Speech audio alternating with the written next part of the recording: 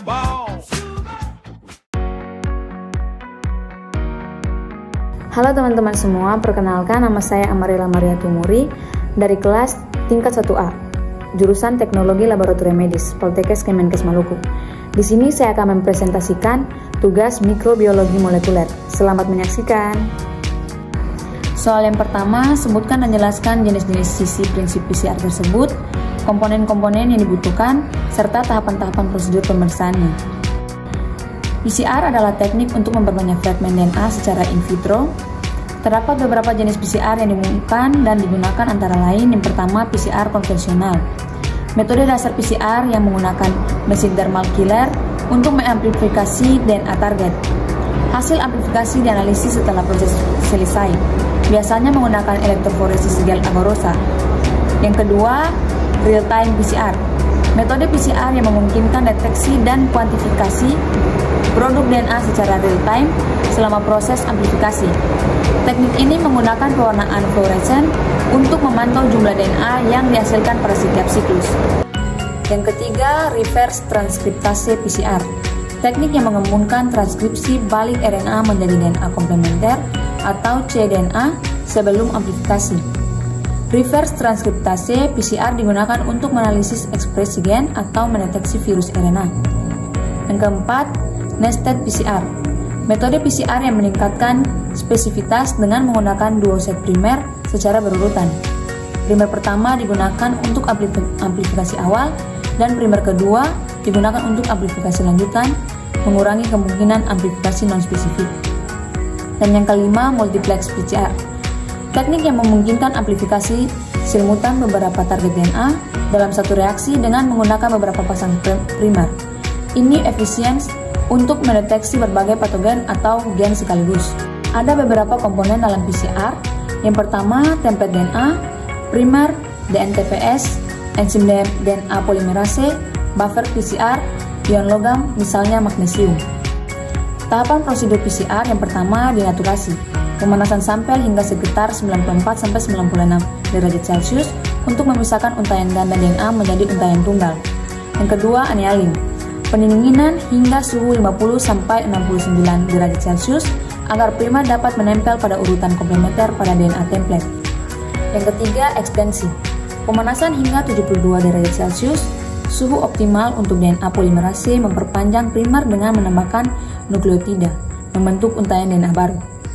Siklus ini biasanya diulang 25-35 kali untuk menghasilkan jumlah DNA yang cukup untuk analisis lebih lanjut. Soal nomor 2, jelaskan tentang komponen PCR, definisi, prinsip, dan mekanisme kerjanya. Komponen PCR yang pertama, template DNA. Template DNA adalah untayan DNA yang mengandung urutan target yang akan diperbanyak dalam reaksi PCR.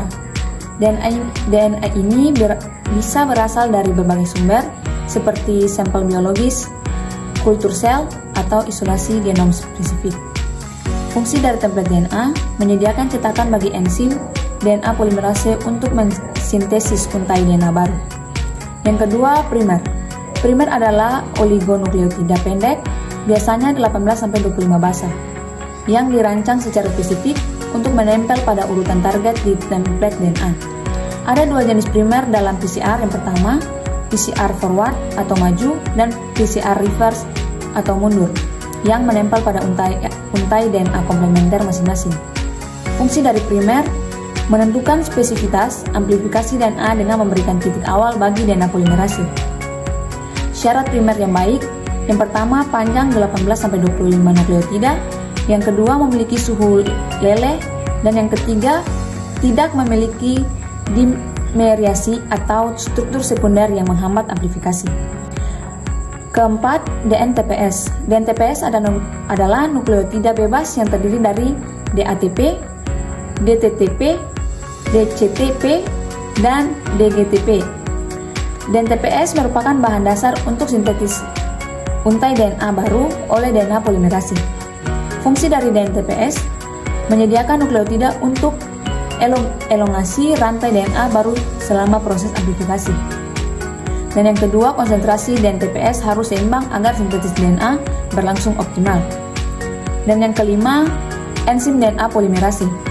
Enzim utama dalam PCR yang mensintesis DNA baru berdasarkan template DNA,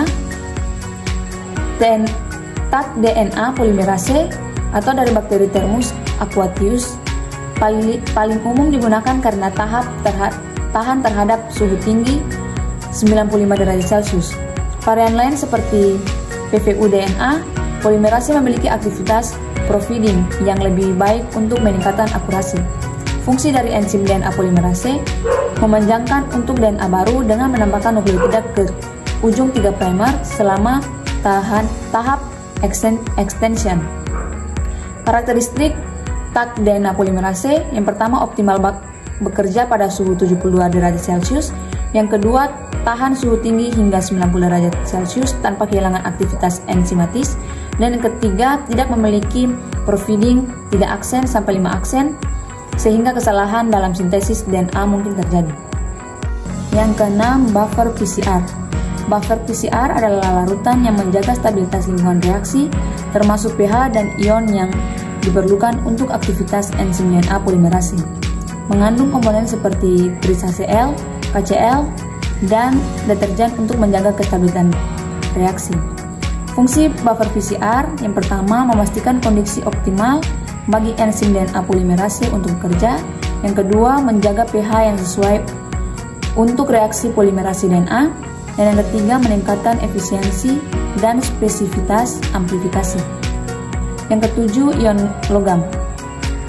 Ion magnesium adalah kofaktor penting bagi DNA polimerase untuk meningkatkan efisiensi katalitiknya.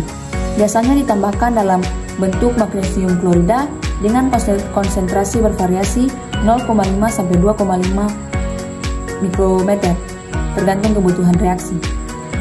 Fungsi dari ion logam yang pertama mengaktifkan DNA polimerase dan meningkatkan afinitasnya terhadap DNTPS. Yang kedua berperan dalam stabilitas interaksi primer dengan template DNA. Yang ketiga konsentrasi magnesium yang tidak sesuai dapat menyebabkan hasil amplifikasi yang buruk. Prinsip dasar PCR. PCR bekerja berdasarkan prinsip replikasi DNA secara enzimatik dengan menggunakan enzim DNA polimerase yang tahan panas. Teknik ini terdiri dari siklus berulang yang melibatkan denaturasi, penempelan primer atau annealing, dan pemanjangan atau extension untuk mengamplifikasi fragmen DNA target. Mekanisme kerja PCR. Yang pertama, denaturasi. Pemanasan tinggi menyebabkan pemisahan untai DNA ganda menjadi untai tunggal.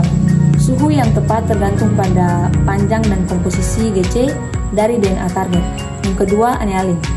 Suhu diturunkan agar primer dapat menempel secara spesifik ke DNA target. Suhu annealing harus disesuaikan dengan suhu leleh dari primer yang digunakan. Yang ketiga, extension. Taq DNA polimerase mulai memperpanjang rantai DNA dengan menambah DNTPS pada ujung 3 aksen primer. Panjang fragmen DNA yang diperpanjang tergantung pada durasi tahap ini. Soal yang ketiga, jelaskan tentang tahapan-tahapan pembuatan, penggunaan, dan pembacaan gel elektroforesis. Tahapan pembuatan gel elektroforesis yang pertama, pemilihan jenis gel. Ada 2 jenis gel yang umum digunakan dalam elektroforesis. Yang pertama, gel agarosa, digunakan untuk pemisahan DNA dan RNA. Yang kedua, gel polyacrylamida, digunakan untuk pemisahan protein dan fragmen DNA berukuran kecil. Persiapan larutan gel. Untuk gel agarosa, larutan dibuat dengan melarutkan serbuk agarosa dalam buffer TAE atau TBE dengan konsentrasi tertentu, biasanya 0,5% sampai 2% tergantung ukuran fragmen DNA yang akan dianalisis. Untuk gel polyacrylamida dibuat dengan mencampurkan akrilamida dan bisakrilamida, kemudian ditambahkan APS dan TMET sebagai katalis polimerase. Pemanasan dan penggunaan gel. Larutan agarosa dipanaskan dalam microwave atau pemanasan air hingga larut sempurna. Setelah agak dingin sekitar 50 derajat Celcius, larutan dituangkan ke dalam cetakan dengan sisir untuk sumur atau well. Dibiarkan mengeras selama 30-60 menit pada suhu kamar. Persiapan buffer elektroforesis. Buffer digunakan sebagai media konduktif untuk pergerakan molekul selama elektroforesis. Jenis buffer yang digunakan ada TA buffer, cocok untuk fragmen DNA panjang, lebih murah tetapi lebih murah habis dalam pemakaian panjang. Yang kedua ada TBE buffer, stabil untuk fragmen kecil dan digunakan untuk elektroforesis jarak jangka panjang. Persiapan sampel.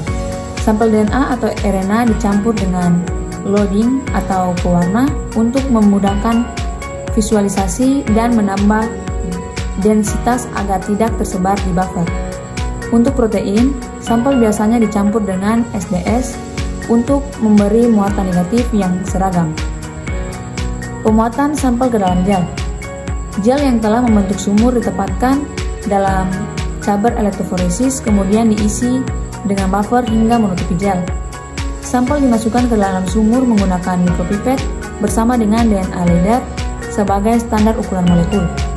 Proses elektroforesis. Arus listrik diterapkan biasanya 50-150 volt selama 30-90 menit tergantung ukuran fragmen. DNA dan RNA berimigrasi ke kutub positif karena bermuatan negatif akibat gugus fosfatnya. Protein berimigrasi sesuai dengan muatan dan ukurannya molekul tergantung jenis elektroforesis yang digunakan. Pewarnaan gel. Agar DNA atau RNA dapat terlihat, pewarnaan digunakan seperti ethidium bromida, fluoresen di bawah sinar UV tetapi bersifat karsinogenik. Gel red atau gel green alternatif lebih aman dibandingkan FBR. Yang ketiga, SBR safe, lebih aman untuk lingkungan dan digunakan dalam elektroforesis DNA. Untuk protein, pewarna yang digunakan adalah Comacia Brillant Blue atau Silver Staining. Visualisasi dengan UV transilluminator. Gel ditempatkan di bawah sinar UV atau sinar biru untuk mendeteksi pita DNA atau RNA yang telah diwarnai. Ban atau pita yang terbentuk dibandingkan dengan DNA LEDER untuk mengetahui ukuran fragmen. Dan yang terakhir, analisis hasil. Fragmen lebih kecil agar berimigrasi lebih jauh ke gel. Fragmen lebih besar bergerak lebih lambat dan tetap di dekat sumur. Intensitas pita menunjukkan jumlah molekul DNA atau RNA dalam sampel.